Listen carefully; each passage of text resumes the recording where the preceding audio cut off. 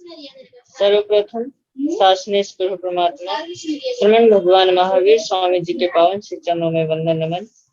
आगम ज्ञाता आगम पुरुष परम श्रद्धेय उपाध्याय भगवान श्री जितेंद्र मुनि जी महाराज साहब, आगम ऑनलाइन कक्षा के प्रणेता पूज्य उपाध्याय पर्वत श्री रविंद्र मुनि जी महाराज साहब एवं रत्नाधिक साधु साधु वृंद के चरणों में मेरा कोटि कोटि नमन।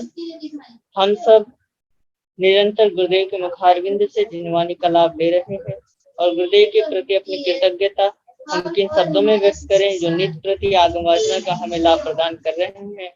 तो आज गुरुदेव हमें आगम वाचना का लाभ प्रदान करे, उससे पूर्व हम सभी गुरु वंदना के द्वारा अपने आराध्य उपाध्याय प्रवर को वंदन करेंगे और आज प्रत्यक्ष गुरु वंदना का लाभ ले रही हैं घोर तपस्विनी साध्वी श्री चेतना जी महाराज, उग्र तपस्विनी साध्वी श्री चंदना जी बिल्लो जी महाराज साहब आदि ठाणाचार।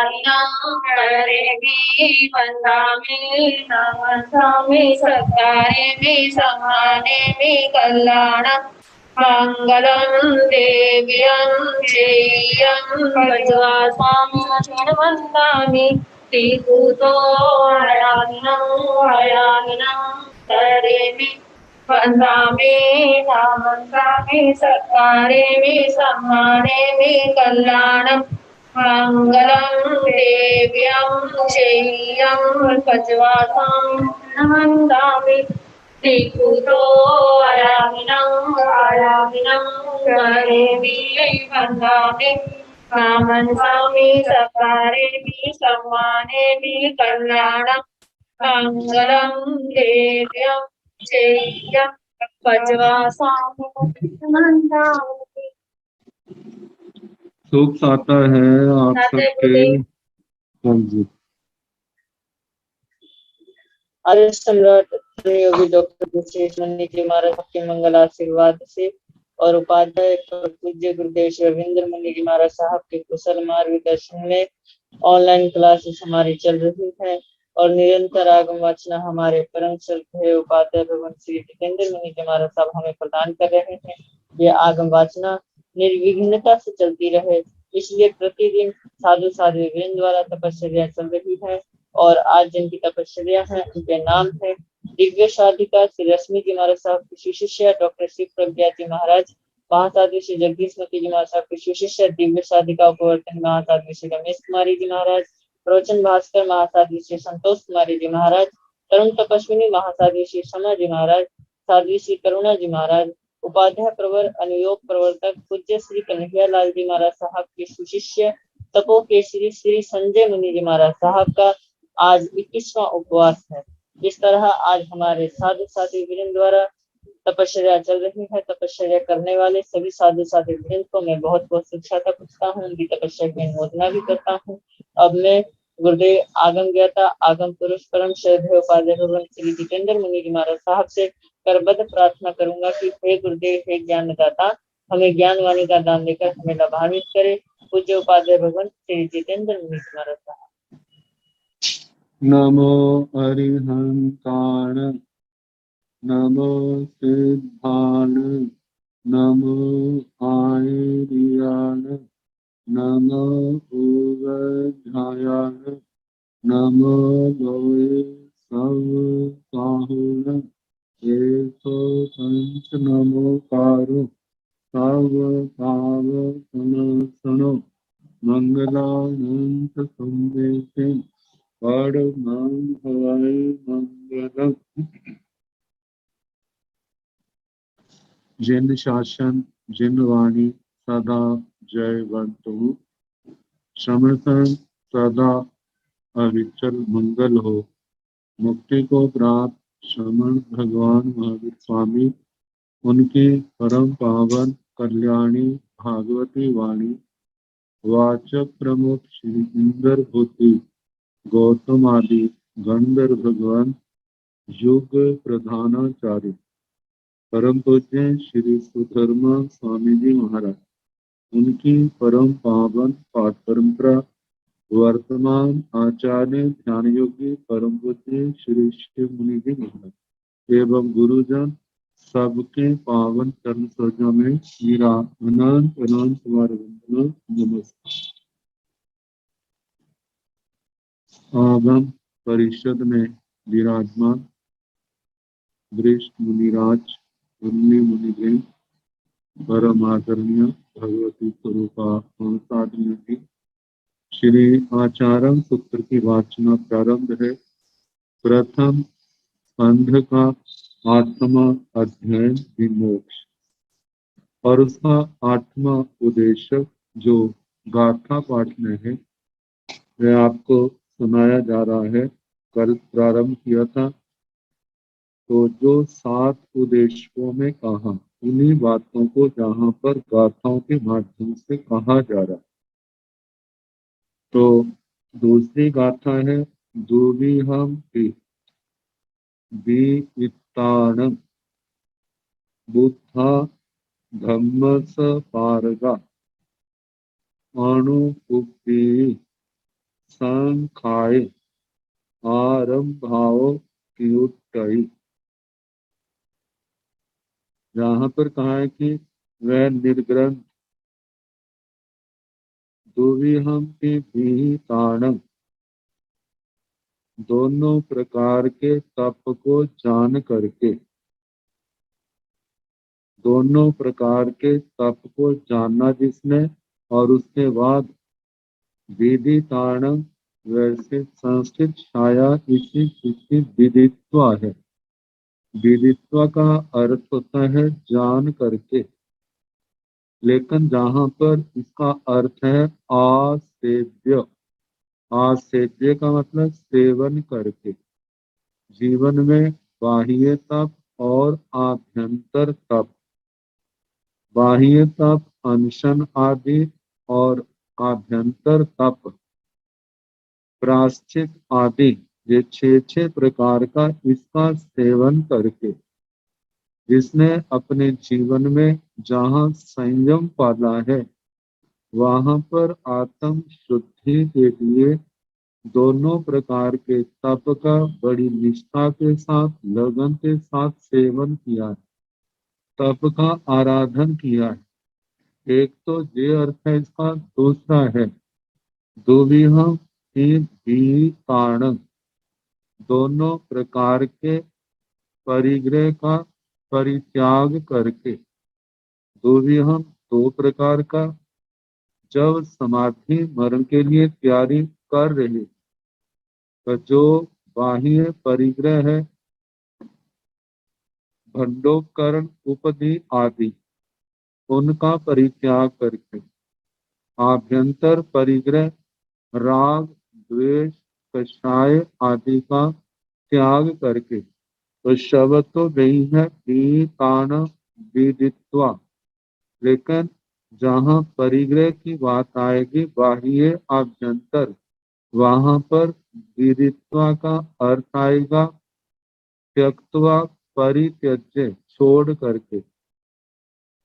तो इस प्रकार बाह्य और आभ्यंतर तप का सेवन करके और बाह्य और आभ्यंतर परिग्रह का परित्याग करके बुद्धा धम्मस पारगा, बुद्धा बुद्ध तत्व के ज्ञाता, तत्व के जानकार, जो आत्मा परमात्मा जीव अजीव आदि जो द्वादशांगिक वाणी का सार है, जिन्होंने समय के अनुसार जो जो आगम उपलब्ध थे बड़ी श्रद्धा भक्ति के साथ अध्ययन किया, उपधान तप करते हुए, तो कहा उन आगमों के अध्ययन से, मनन से, वाचना परीक्षणा परिवर्तना अनुप्रेक्षा धर्म कथा से जो क्या है तत्वज्ञ है, तत्व के ज्ञाता है।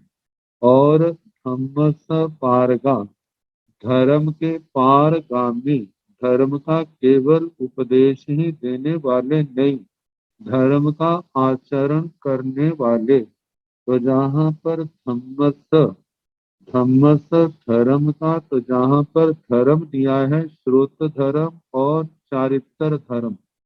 श्रोत धर्म से आगम वाणी का दोषों को टालते हुए और स्वाध्याय आदि काल को टालते हुए उपधान तप करते हुए बड़ी श्रद्धा भक्ति से श्रुत श्रुत की आराधना करनी, आगम वाणी का स्वाध्याय करना और चारित्र 5 महाव्रत, चतुर्याम धर्म है तो 4 महाव्रत और पंचजाम है पंच शिक्षा रूप तो 5 महाव्रत, छठे रात्रि भोजन का त्याग, 8 प्रवचन माताओं का पालन, 10 यति धर्म की आराधना, 12 भावनाओं का चिंतन, 5 प्रकार के चरित्र का पालन करना।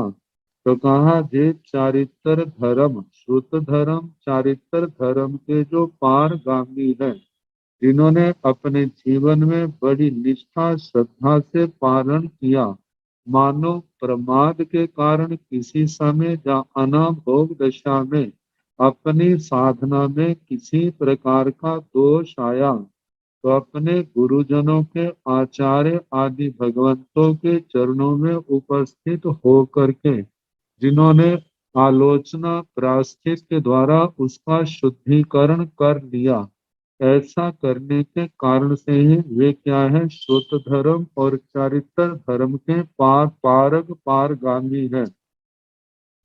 तो कहा कि अणुपी संख्याए अनुक्रम से जब से दीक्षा ली है तभी से नाना प्रकार की साधनाएं करते रहे हैं, नाना प्रकार के स्वाध्याय भी किया है, संयम भी पाला है, नाना प्रकार के अभिग्रह, नाना प्रकार की प्रतिमाएं, नाना प्रकार की साधनाएं, जे सब की और अनुग्रह करते करते संखाए जब जे देखा, जे विचार किया मेरा अब अंतिम समय आ रहा है।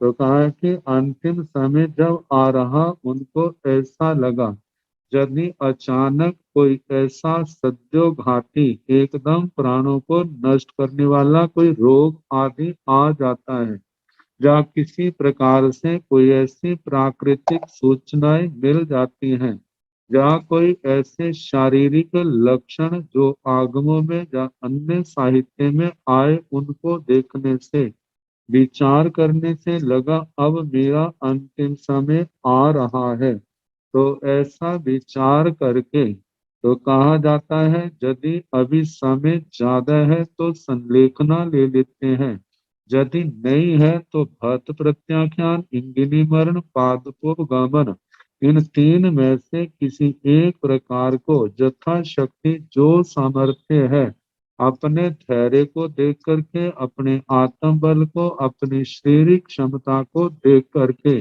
जो आखिर में निर्णय होता है अपनी क्षमता देखते हैं उसके अनुसार 3 में से किसी एक मरण को स्वीकार कर लेते हैं।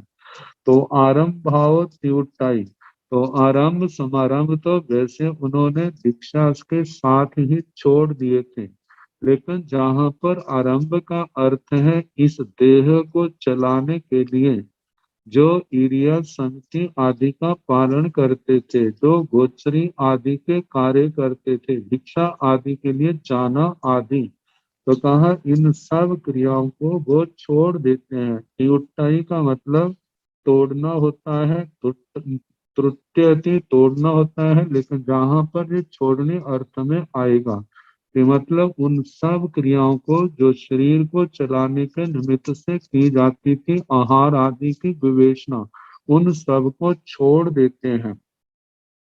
जहाँ पर टीकाकार भगवंतों ने आरंभ भाव त्युटाई के स्थान पर एक पाठ कहा कि पाठ अंतर कमुनाओ त्युटाई, वे अपने आप को कर्म से अलग कर लेते हैं, अपने समाधि मरण के द्वारा कर्मों को तोड़ देते हैं।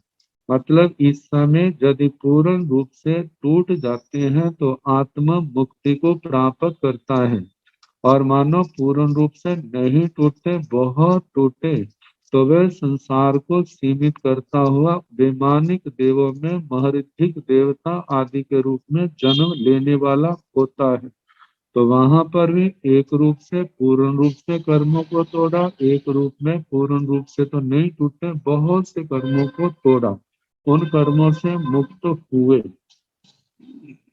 अब इसके आगे कहा जाता है कि वह मुमुक्षु आत्मा मोक्ष मार्ग का प्रतीक साये पयणुए इच्छा साये पयणु इच्छा अपाहारे तितिखाए अह भिक्खु विलायिका आहार सेव अंत्यम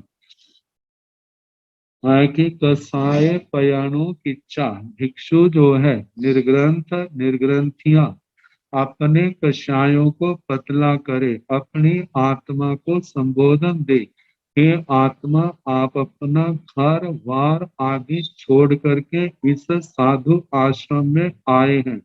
आपका जो कर्तव्य है जिस भावना को लेकर के आपने संयम लिया है वो भावना मूल रूप में देखा जाए तो कर्मों को क्षय करना है, इन कषायों को खत्म करना है। मोनी कर्म के कारण से जितनी उत्पन्न होने वाली विकृतियां हैं उनको नष्ट करना है और उसको इनको नष्ट करने के लिए हमारा सहायक कौन है? संयम और तप है जो गुरुओं के द्वारा हमारे को दिया जाता है। तो संयमी जीवन में हमारे द्वारा जो सारे पाप कर्मों का परित्याग कर दिया जाता है, लेकिन इस देह को चलाने के लिए हमें भोजन पानी की आवश्यकता पड़ती है। जिस समय जिस संघ हमारा सहयोगी बनता है तो कहा कि इस संघ में रह करके हमने साधना करनी है, लेकिन जहां पर आकर के उन कार्यों से बचना है जो संसार को बढ़ाने वाले हैं, जन्म मरण को बढ़ाने वाले हैं, कर्मों को बढ़ाने वाले हैं, उनसे हमारे को बचना है। और हमारा जो कार्य है वह ये है कि हम कर्मों को क्षय करें।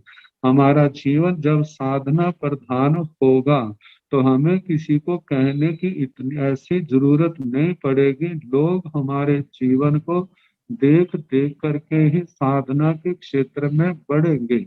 यदि हमारे जीवन में वो साधना नहीं है, संयम तप नहीं है, तो हम लोगों को कितना कहते फिरे, कोई भी हमारी सुनने वाला नहीं होगा।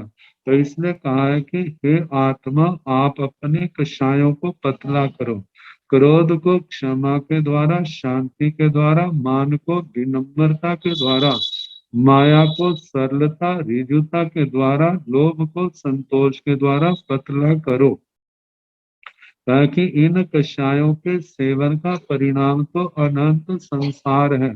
और इनको जितना हम पतला करते जाएंगे इनको मतलब के इन कषायों के उदय होने पर हम इनसे प्रभावित नहीं होते हैं। इनके जो विपरीत है, जो आत्मा के गुण हैं, उनके द्वारा अपनी आत्मा को भावित करते हैं और कषायों को अपने ऊपर प्रभाव नहीं पड़ने देते। तो ऐसा करने से ये कषाय पतले होते हैं। तो कहा इन कषायों को पतला करके अप्पाहारे तितिक्षाए, अप्पाहारे का मतलब अल्पाहार करने वाला, मतलब कि जो अल्पाहारी है, मतलब कि हमने जीने के लिए भोजन करना है, खाने के लिए नहीं जीना है, इस बात का ध्यान रखें। तो इसलिए कहा कि अल्पाहारी, अल्पाहारी होने से आलस नहीं बढ़ेगा, निद्रा नहीं बढ़ेगी, हमारा शरीर स्वस्थ रहेगा और आलस आलस प्रमाद आदि नहीं आने के कारण से हमारा स्वाध्याय, हमारा ध्यान, हमारी जो धर्म क्रिया है वह सम्यक प्रकार से चलती रहेंगी। तो इसलिए कहा कि भिक्षु जो है अल्पाहारी हो।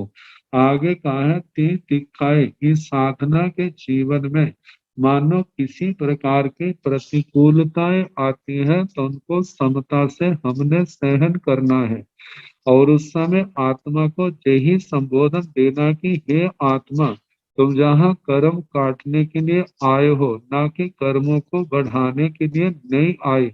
आपने जहाँ पर सहन करना है, जहाँ पर किसी व्यक्ति से विरोध लड़ने के लिए आप नहीं आए, तो इस बात को का आत्मा को विशेष ध्यान रखना है। तो कहा तितिक्षाए, जो कुछ प्रतिकूलताएं आती हैं उनको समता भाव से सहन करना है और इस धर्म आराधना के क्षेत्र में आगे से आगे बढ़ना है। जो जो आत्माएं सहन करती जाती हैं वे आगे बढ़ती जाती हैं, और जिन्होंने सहना छोड़ दिया और विपरीत क्षेत्र की ओर चल पड़े तो संसार सीमित तो क्या होना, उनका संसार वृद्धि को ही प्राप्त होगा। आत्मा कर्मों से मैली होगी, कर्म टूटने के स्थान पर बंधने प्रारंभ हो जाएंगे। तो इसलिए कहा जाता है तितिक्षा धर्म को, समता धर्म को आगे रख करके सहता हुआ साधना के क्षेत्र में आगे बढ़े। आह भिक्खु गिलाई जा, कहा जाता है कि यदि ऐसी गलानी का अनुभव हो, मतलब कहा जाता है कभी आहार को छोड़ने से स्वाध्याय में, ध्यान में, धर्म आराधना में विघ्न आता है तो समय समय पर भोजन ग्रहण करता रहे। और यदि ये देखता है कि भोजन ग्रहण करने पर साधना तो रहती नहीं, भोजन ग्रहण करने पर शरीर में और समाधि हो जाती है और नहीं करने पर स्वाध्याय आदि नहीं होता है, तो कहा कि ऐसे लक्षणों को देख करके आहार सेव अंत्यम, आहार का मतलब के आजीवन परित्याग कर दे, मतलब समाधि मरण को ग्रहण कर ले। तीन प्रकार के मरण में भक्त प्रत्याख्यान, इंगिनी मरण, पादपोप गमन, जैसी अपनी क्षमता है उसके अनुसार इन तीनों में से किसी एक को ग्रहण कर ले। आगे बताया है जीविय नाभि कंकीजा मरण नोभि पत्थाए तू हो वीन सच्चीजा जीविये मरणे तहा। पहली बात जीविया नाभि कंकीजा, जीवन की चाहना ना करे। मरण नोभि पत्थाए, मृत्यु की भी प्रार्थना ना करे। दूहो वीन सज्जीजा, जीविये मरने तथा, जीवन में मरण में दोनों में आसक्त ना हो। इसमें जो परंपरा प्राप्त अर्थ है वह तो ये है, मानव संलेखना ली, बहुत मान सम्मान हो रहा, चारों ओर जय जयकारे हो रहे, देखने वाले को बड़ा अच्छा लगता है। तो उस समय ये सोचता है कि मेरा जीवन ज्यादा से ज्यादा लंबा हो, और मानो संथारा लेने के बाद ना कोई साटा पूछने आता है, कोई उसकी जय जयकार नहीं हो रही, चारों ओर सुनसान है, शरीर में तकलीफ भी है। फिर वो सोचता जितना जल्दी हो सकता है मरना हो जाए। तो कहा कि ना जीने की चाहना ना मरने की चाहना, इन दोनों से ऊपर उठना है। आत्मा को समता भाव में रमण करना। जीने की चाहना करेंगे तो वो हमारे हाथ में नहीं, वह तो आयुष्य कर्म के अधीन। मरना जो है वो भी हमारे हाथ में नहीं, वो भी जब तक आयुष्य कर्म है तब तक मरना नहीं होगा। और मरना जो है जब आयु कर्म समाप्त होगा उसी से जीवन का दीवा जो है बुझेगा। तो इसमें जीवन और मरने की चाहना ना करें। और दूसरा पक्ष हम देखें, जीवियं नाभि कंकीजा, असंयममय जीवन की चाहना ना करें। ऐसे जीवन की चाहना नहीं करनी जहां पर असंयम, जहां पर 18 पाप। अब देखा जाए देव का इस मरने के बाद देवगति माने जाएंगे तो उसकी चाहना नहीं करनी, मेरे को देव जीवन मिले। क्यों? वहां पर ये 18 के 18 पाप, मानव जीव सम्यक दृष्टि है तो सारा पापों की तो प्रधानता है, तो वो असंयममय जीवन। और इस संसार में मैं चक्रवर्ती बनूं, वासुदेव बनूं, सेठ बनूं, सेनापति बनूं, मतलब संसार की रिद्धि की चाहना, भौतिक सुखों की कामना, ऐसा नहीं करना। मतलब जिस जीवन में असंयम की प्रधानता है उसकी चाहना नहीं करना। हमारी भावना क्या होनी चाहिए? जो जीवन मिला है, ये जीवन हमारा कर्म काटने में जाए। जब कर्म काटते जा रहे हैं, कटते जा रहे हैं, आगे हमारे को जो भी मिलेगा वो अच्छा ही मिलेगा। सारे कर्म क्षय हो जाते हैं तो सिद्ध गति, और मानो सारे कर्म क्षय नहीं होते हैं, मानो देवगति में भी जाता है तो वहां पर भी हमने अंतिम समय तक समाधि भाव को बनाए रखा है, तो वहां पर भी समाधि भाव बना रहेगा, क्योंकि हमने समाधि भाव की रक्षा की है, संयम की रक्षा की है।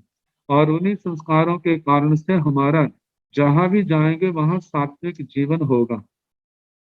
और दूसरी बात है मरण। जिस मरने में असंयम है, जहां पर कषायों की प्रधानता है, विकारों की प्रधानता है, उन विकृतियों से प्रभावित होकर के हमने मृत्यु को स्वीकार नहीं कर। हमने मृत्यु को जो स्वीकार किया है तो वो इसलिए किया है कि अब शरीर किसी भी प्रकार से साथ नहीं देता। अब कर्म तोड़ने के स्थान पर कर्म बांधने का प्रसंग जीवन जीने में ज्यादा आता है, इसलिए वह उन्होंने चारों आहार का त्याग किया है। आहार का त्याग किया है तो निश्चित है उसकी मृत्यु होगी। लेकिन जिस मरने के साथ असंयम की प्रधानता है, पाप की प्रधानता है, ऐसे मरने की भी चाहना नहीं करनी। वह समता भाव में जिए, जिसको हम कहते हैं धर्म ध्यान में, शुक्ल ध्यान में, इन्हीं भावों के अंदर जिए। तो कहा जाता है कि ऐसे असंयम जीवन की चाहना नहीं करनी, और जिस मरने में असंयम है उसकी भी प्रार्थना नहीं करनी। दूहो बीन सज्जिदा, जहां पर ये काम भोग है, जहां पर आरंभ स्मरंभ है, ऐसा चाहे जीवन हो चाहे मरण हो, उसमें आसक्त नहीं होना। तो हमारा जीवन हर समय एक एक क्षण जो है धर्म ध्यान में जाए, संवर निद्रा में जाए, इस बात का मुमुक्षु आत्मा को ध्यान रखें। आगे बताया है मज्जथो निजरा पे ही समाहि मणु पालाई, अंतो वही पीयू सज्ज, अंतो वही पीयू सिच, अजथं शुद्ध मेसाई। मज्जथो निजरा पे ही समाहि मणु पालाई, अंतो वही पीयू सिच, अजथं शुद्ध मेसाई। मज्जथो मध्यस्थ। मध्यस्थ का अर्थ क्या है कि जन्म और मरण में सम रहने वाला, जीवन की चाह नहीं, मरने का भय नहीं, ना मरने की चाहना है ना जीने की चाहना। जो जो क्षण है वे सारे हमारे समता भाव में जाएं, सामायिक भाव में जाएं। सामायिक चरित्र, शेदोपस्थापनिक चरित्र, मतलब ज्ञान दर्शन चरित्र तप की आराधना में जाएं। तो कहा कि मध्यस्थो, मध्यस्थ। और इसका हम दूसरा अर्थ ये भी कर सकते हैं, मध्यस्थ, मध्यस्थ, आत्मा के अंदर रहने वाला, आत्मा के अध्यवसायों में रहने वाला, आत्म समाधि में रहने वाला, और निजरा पे ही, जिसकी दृष्टि केवल निर्जरा पर है। मेरे कर्मों की निर्जरा, मेरे कर्मों के बंधन टूट जाएं, मैं ऐसी क्रिया करूं जिससे मेरे कर्म सदा सदा के लिए टूट जाएं, नहीं तो ज्यादा से ज्यादा कर्मों को तोड़ दूं, मेरा बोझ हल्का हो जाए। मानो अगला जन्म होता है तो जल्दी मेरा कार्य जो है समाप्त हो। कौन सा कार्य? जो कर्म बंधन टूट जाए, इन कर्मों के बंधनों से सदा मुक्त हो जाए। तो इस प्रकार निर्जरा को देखने वाला। अब निर्जरा कैसे होती है? आगम में भगवान फरमाते हैं कि 12 प्रकार का तप है। अनशन, अनोदनी, भिक्षाचरी, रस परित्याग, कायक्लेश, प्रतिश्रुता, प्रायश्चित, विनय, व्यावृत्ति, स्वाध्याय, ध्यान, व्युत्सर्ग। ये 12 प्रकार से तप 12 प्रकार के तप से कर्मों की निर्जरा होती, और इस तप के साथ हमारे भावों की जितनी विशुद्धि होगी उतनी ज्यादा निर्जरा होगी।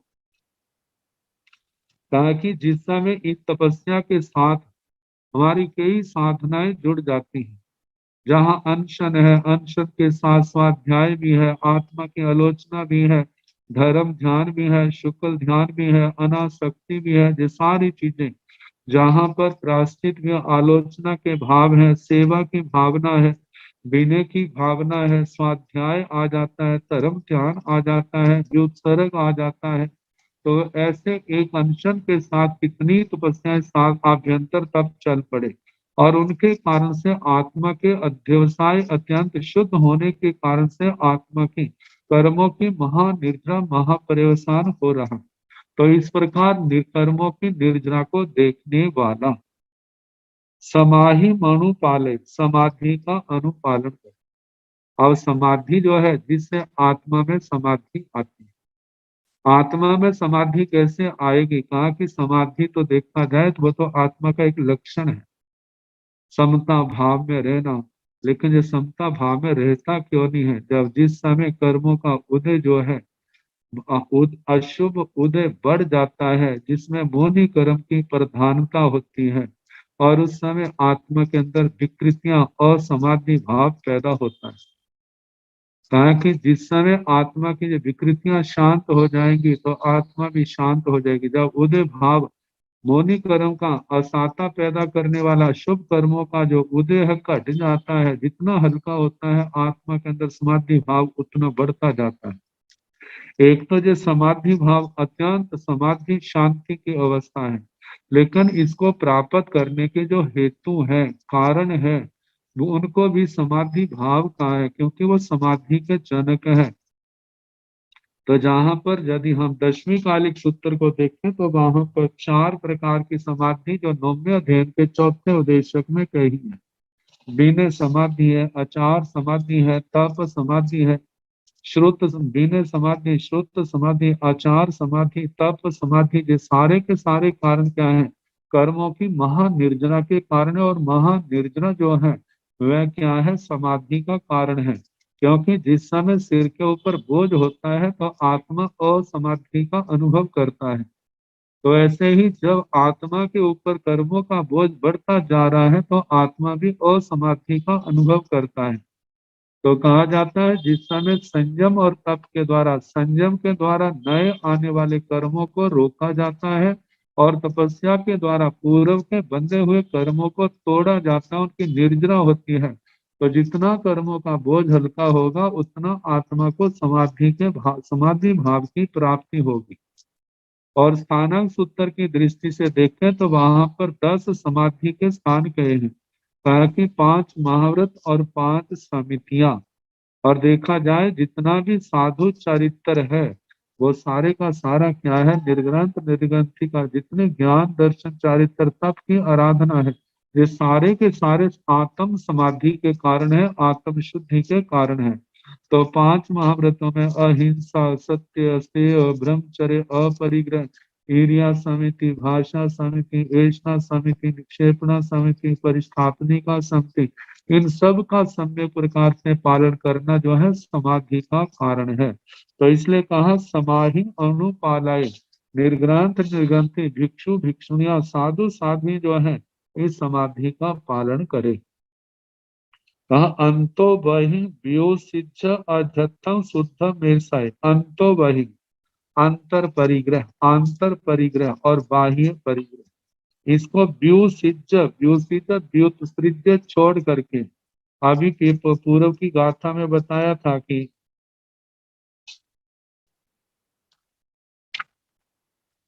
अंतर परिग्रह क्या है? आसक्ति, राग द्वेष, इनका परित्याग करना।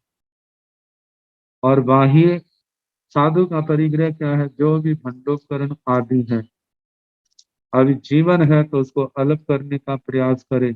और यदि समाधि मरण प्राप्त करने जा रहा है तो उस बाहर के जितने भी भंडोपकरण आदि हैं, वर्तमान में देखा जाए तो पुस्तकें आदि है, जो भी साथ अपने पास ऐसा रखा है जो संयम में सहयोगी था उस सब का परित्याग कर दे।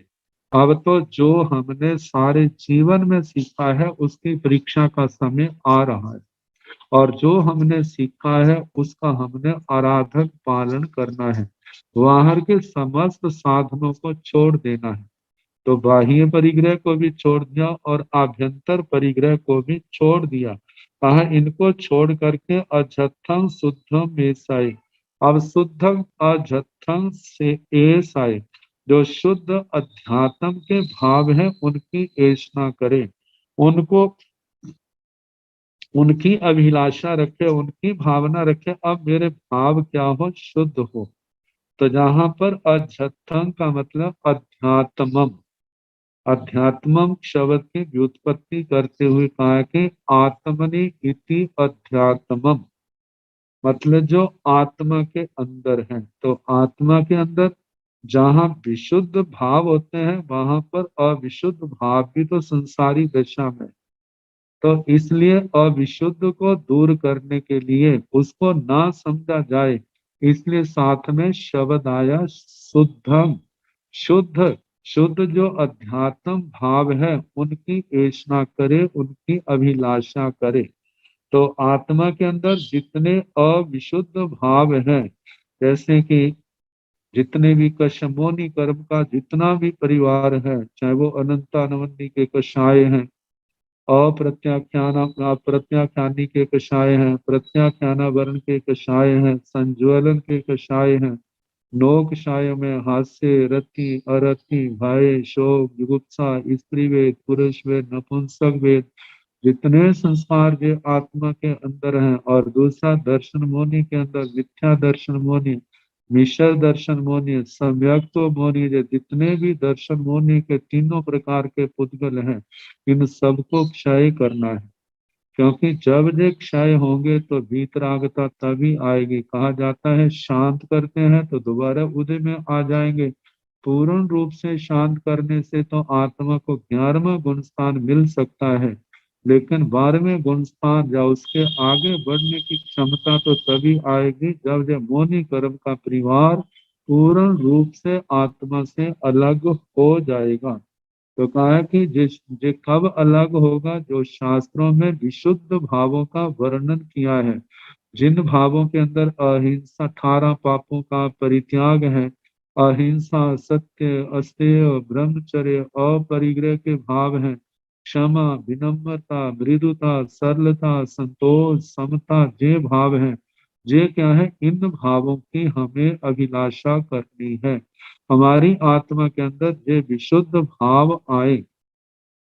जब ये विशुद्ध भाव आएंगे तभी जो अविशुद्ध भाव अनादि काल से हमारी आत्मा के अंदर देखा जाए तो राज ही कर रहे हैं, उनकी चल नहीं है, वो तभी उखड़ेंगे जब ये विशुद्ध भाव आएंगे। तो इसलिए कहा जाता है शुद्धं अजत्थं एसाए, आत्मा में शुद्ध भावों की ऐसा करे, चाहना करे, तभी उसका जो जीवन जो है जीवन की सफलता है, साधना की सफलता है।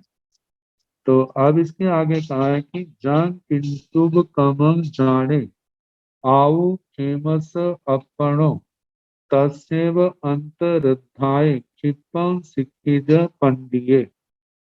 पंडित का मतलब पंडित, प्रज्ञावान, विचक्षण बुद्धि का धनी, मुमुक्षु आत्मा, जागरूक जो है, अपने लक्ष्य के प्रति सावधान रहने वाला, वो पंडित जान किंचुब कर्म जाने, कोई ऐसा उपक्रम जानता है। वो उपक्रम क्या है? मतलब कि कोई मानव शरीर के अंदर एकदम सत्यो घाती, जल्दी घात करने वाला कोई शूल आदि रोग पैदा हो गया है, तो कहा है कि वो ऐसा जान करके अब मेरा मृत्यु का समय आ गया है, लक्षणों के द्वारा, शारीरिक लक्षणों के द्वारा, बाह्य प्राकृतिक दूसरे लक्षणों के द्वारा उसने जान लिया। तो जाने आऊ खेमस अपनो, अपनी आयु के क्षेम रूप बिताने को उसने किंचित मात्र ये समझा कि अब मेरा समय आ गया है। तो तत्सैव अंतर अध्याय, जो भिक्षु भिक्षुणी ने मतलब संलेखना शुरू की थी। अब संलेखना कभी हो सकता है 6 महीने की हो, साल की हो, 12 साल की हो, अब उसका तप चलता जा रहा है, लेकिन उस तप के अंदर ऐसी कोई तकलीफ हो गई है, तो सोचता है कि मेरा ऐसे मरना ना हो, तो मैं क्या कर लूं, अब समाधि मरण को धारण कर लूं। तो कहा जाता है क्षिपम शिक्षित पंडित, पंडित जो है भक्त प्रज्ञा आदि तीन प्रकार के जो मरण है उनमें से जैसे अपने आप में क्षमता देखता है, तो तीनों में से किसी एक को स्वीकार कर ले। और देखा जाए पंडित मरण में सबसे ज्यादा जो प्रधानता है, आहार आदि का छोड़ना तो है ही, लेकिन उससे ज्यादा भी प्रधानता देखी जाए तो आत्मा का निश्चल्य होना परम आवश्यक है। कल्पना करो किसी ने आहार आदि को तो छोड़ दिया है, चारों आहारों को छोड़ दिया है, लेकिन आत्मा निश्चल्य नहीं बना। माया निदान मिथ्यात्व में से तीनों प्रकार, तीनों शल्यों में से कोई भी छोटा सा भी अंश रह गया, तो वह आत्मा के मतलब के आराधकता में बाधक कारण बनेगा। जैसे भगवती सूत्र में अभिची कुमार का दृष्टांत सामने देखने में आता है, तो कहा जाता है 15 दिन की संलेखना आई थी, उसने श्रावक वृत्ति का विशुद्ध पालन किया, लेकिन जब संलेखना ली है उसने सबसे कीमत कमाना तो किया, लेकिन जीवन में जो उदयन राज ऋषि के प्रति रोष रखा था उसका कीमत कमाना नहीं किया। नहीं करने के कारण से वह कहाँ आराधक होकर के विमानिक देवलोकों में जन्म लेता, लेकिन विराधकता के कारण से असुर कुमारों के अंदर एक पल्योपम की आयु के देवता बने। तो जहां पर कोई कह सकता है तो धर्म ध्यान क्या उसका कोई लाभ नहीं, लाभ है आने वाले से, वैसे वो एक भव लेकर के मोक्ष में जाने वाला है, वहां से निकल करके मनुष्य जन्म लेगा, मोक्ष में जाएगा। लेकिन इन अशुद्ध भावों, उन भावों की आलोचना क्षमा जाचना ना करने के कारण से कहाँ वो आलोचना कर लेता, क्षमा जाचना कर लेता, तो विमानिक देवलोकों में उसका जन्म होता, वहां पर और समाधि भाव से रहता, लेकिन वहां जन्म न लेकर के विराधक श्रेणी असुर कुमारों के अंदर उसका जन्म हुआ।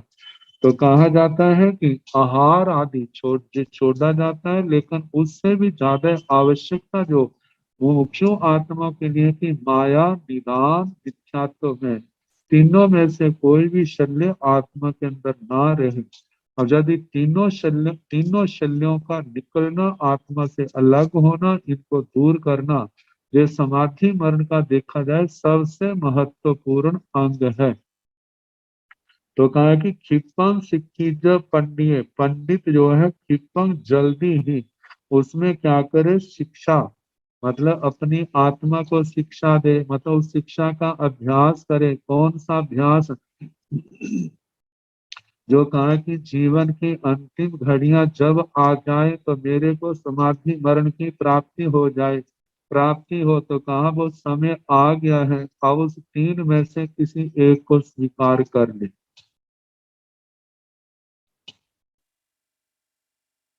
तो संथारा लेने के लिए जो पूर्व में विधि बताई थी, पूर्व के उपदेशकों में उसी का वर्णन किया जा रहा है। गामे वा अधुवा रन्ने ठंडीलंग पड़ी लेहिया,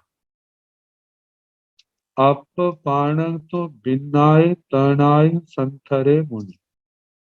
गामे वा अधुवा रन्ने, ग्राम में अथवा अरण्य जंगल में, ठंडीलंग पड़ी लेहिया, ठंडिल भूमि की प्रतिलेखना करे, ठंडिल भूमि को देखे। कहा जाए एक संदिल भूमि तो वह है जहाँ पर परिस्थापनी का समिति आदि का मतलब के परखने का परखा जाता है, जो परखने योग्य पदार्थ है उनको परखा जाता है। एक संदिल भूमि वह है जहाँ पर अंतिम समाधि मरण के लिए वहां पर संथारा किया जाता है। तो वो संदिल भूमि जो है मतलब के बिल्कुल स्वच्छ वातावरण है, समाधि में सहायक है। तो ऐसा जे देख करके उस संदिल भूमि को, जैसे पर्वत आदि का स्थान है, गुफा आदि स्थान है, जहाँ पर ये सारी चीजें देखी जाती हैं।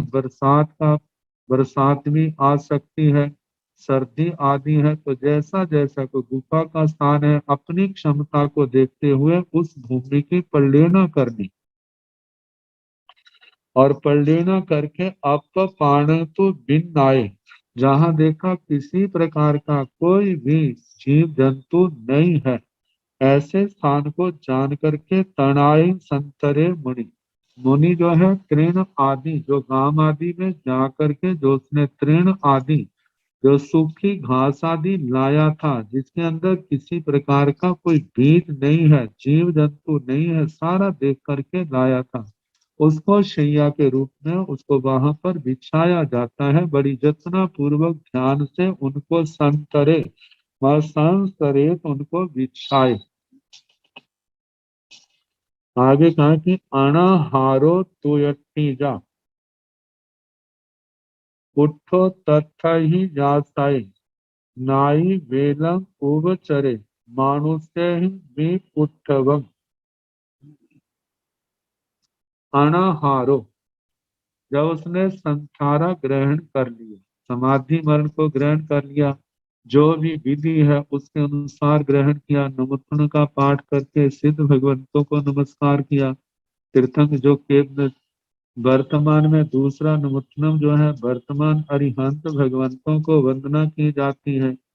और कहा जाता है कि जो अपने आचार्य हैं, गुरुजन हैं, उनको नमस्कार किया जाता है।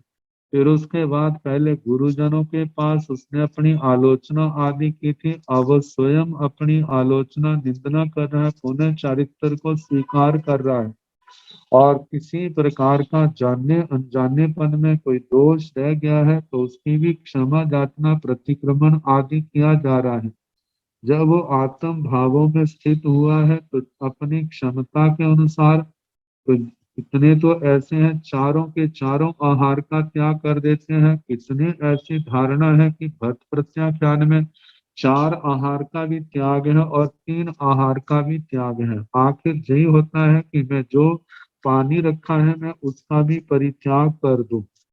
तो कहा कि इन अनाहारों, इन आहारों का जिन्होंने परित्याग कर दिया है तो अट्ठीजा, मानो लेटा है, बैठा है, एक स्थान से दूसरे स्थान पर जाना है, तो ये सारे जो है कार्य हैं बड़ी जतना पूर्वक होने चाहिए, किसी भी जीव का घात ना हो। तो अट्ठीजा होता है करवट बदना, लेटा है तो लेटते समय ये ठीक है कि अनाहार अवस्था होने के कारण से शरीर में शीतलता, दुर्बलता, कमजोरी बहुत आ जाती है। तो उस समय जो है यत्न रखना, यदि पास में संत है तो वो कर देते हैं, नहीं तो स्वयं अपनी यत्ना से विवेक से अपने प्रलेना आदि करके फिर करवट बदले। आगे पुट्ठो तथा ही जासाई, कहा कि यदि उस अवस्था में लेटा है, बैठा है या खड़ा है, किसी प्रकार का कोई भी परिसर उपसर्ग आता है तो उसको समता से सहन करना है। ये ना सोचे जे मेरी समाधि को तोड़ने आया है, क्योंकि आत्मा को तो पहले ही तैयारी करनी पड़ेगी। कहा कि यदि ऐसा मानव परिसर उपसर्ग आया है तो यही सोचे जे मेरे पूर्व जन्मों की कर्मों के निर्जरा का हेतु है, ये पूर्व जन्म के जो मेरे कर्म बंधे हैं उनको उखाड़ने के लिए आया है, इसके प्रयास के बिना वो कर्म उखड़ेंगे नहीं। जैसे महामुनि गलसुकुमार के जो जन्म जन्म के बंधे हुए जमे हुए कर्म जो है वो सौमिल ब्राह्मण के सहयोग के बिना उखड़ने संभव नहीं थे, और उन्होंने वैसा ही वातावरण बना है, और उन्होंने अपना सहयोग दिया है, वो कार्य किया है, ये ठीक है। उनके सौमिल के भाव अच्छे नहीं थे, लेकिन गलसुकुमार जी ने तो उनको मनसा भी अपौष माने, कोई मन से भी उनके प्रति उनको रोष नहीं था, कोई द्वेष नहीं था, और समता भाव से उस उपसर्ग को सहन किया है। जो अत्यंत प्रगाढ़ रूप से जमे हुए कर्म थे वो सारे क्या हो गए, उखड़ गए, और उन्होंने शांति से उनको भोगा है। और शांति से भोगने का परिणाम क्या निकला है कि उनके घाती कर्म नष्ट हुए और केवल ज्ञान, केवल दर्शन हुआ, और शेष कर्म क्षय होने पर वे सिद्ध गति को प्राप्त हुए। तो कहा जाता है पुट्ठो तथा ही जासाय, वहां पर आने वाले जो परिसय है, उपसर्ग है, उनको समता से सहन करे।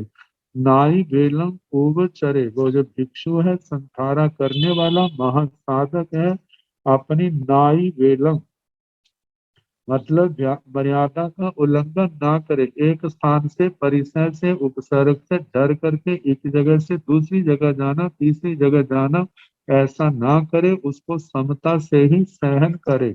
मानुष से ही विपुट्ठवम, कहा कि मनुष्यों के द्वारा विपुट्ठवम विशेष प्रकार से कोई अनुकूल परिसर भी हो सकता है, प्रतिकूल परिसर भी हो सकता है। तो कहा उन सबको समता से सहन करे। और जैसे प्रतिकूल परिसर है, वो ऐसा मनुष्यों के द्वारा कषायों के आवेश में आकर के वो असाता के रूप में भी हो सकता है। अनुकूल परिसर है, जैसे परिवार के लोग, उसने तो संथारा किया है, आंखें बंद हैं, आत्म ध्यान में वो लगा हुआ है, तो उस समय परिवार के लोग आ करके करुण मतलब कि उन परिस्थितियों से द्रवित होकर के वो रोते हैं, विलाप करते हैं, और कहा जाता है कि वो कहते हैं हमें एक बार देख लो, हमें दर्शन दे दो। देखा जाए देह के तो दर्शन हो रहे हैं। जैसे हम शाली भद्र जी के संबंध में सुनते हैं कि उसकी माता ने आकर के जो विलाप किया था, बेटा मैं कैसी दुर्भागन माँ हूँ, तो मेरे घर में इतने समय के बाद आया और मैं आपको पहचान भी नहीं सकी। बेटा मेरा कितना बड़ा अपराध है, मैं कैसे समझूंगी, आपने मेरे को क्षमा कर दिया है। तो कहा जाता है उसने कहा यदि आप एक बार अपनी आंखें खोल के मेरे को देख लोगे तो मैं समझूंगी आपने मेरे को क्षमा कर दिया है। तो कहा जाता है ये ऐसा धर्म संकट का समय आंखें खोलता है तो उसका जो लक्ष्य है उसमें विलंब होता है, नहीं खोलता है तो माँ कैसे संतप्त होगी। तो इन सब बातों को तो कहा जाता है उन्होंने आंखें खोली, आंखें खोलने इसी बीच में कहा जिस आत्मा ने निर्वाण को प्राप्त करना था वो उनके जन्म 2 जन्म और बढ़ गए, जहां से भाव पूर्ण करके 26वां देवलोक और वहां से एक जन्म और बढ़ गया जो मनुष्य का। तो कहा जाता है ऐसे अनुकूल प्रतिकूल किसी प्रकार के भी परिसर उपसर्ग आते हैं तो साधक ने बड़ी समता से उनको सहन करना है।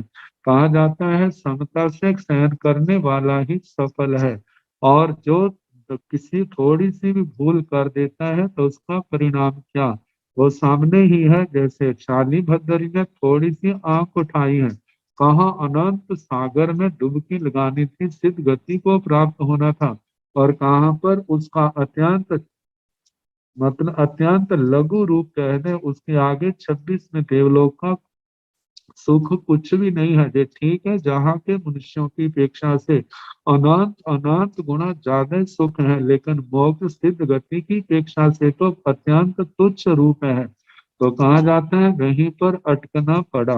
तो इन परिसर उपसर्गों को समता से सहन करे। तो इस प्रकार ये 8 गाथाएं हुई। अब इसके आगे 9वीं गाथा फिर जैसे कल जैसे अवसर होगा उस अनुसार कराने का प्रयास किया जाएगा। नमो अरिहंताणं नमो सिद्धाणं नमो आयर्याणं नमो भूवनायाणं नमो लोये सब साहुणं एसो पंच नमो तारो सब पाव प्रणसनो मंगलानंत सम्मेजिं परमं हवै मंगलम् श्री चतारि मंगलम हरिहंता मंगलम सिद्धा मंगलम साहु मंगलम केवली मनसो धम्मो मंगलम चतारि लोकोत्तम हरिहंता लोकोत्तम सिद्धा लोकोत्तम साहु लोकोत्तम केवली मनसो धम्मो लोकोत्तम चतारि शरणं प्रवज्जामि अरिहन्ते शरणं प्रवज्जामि सिद्धे शरणं प्रवज्जामि साहु शरणं प्रवज्जामि केवली मनतं धम्मं शरणं प्रवज्जामि। 4 शरणे सुख करने दुख करने मंगल करने और चरणाने कोय जो भव प्राणी आश्रय अक्षय अमर सबको यथा योग्य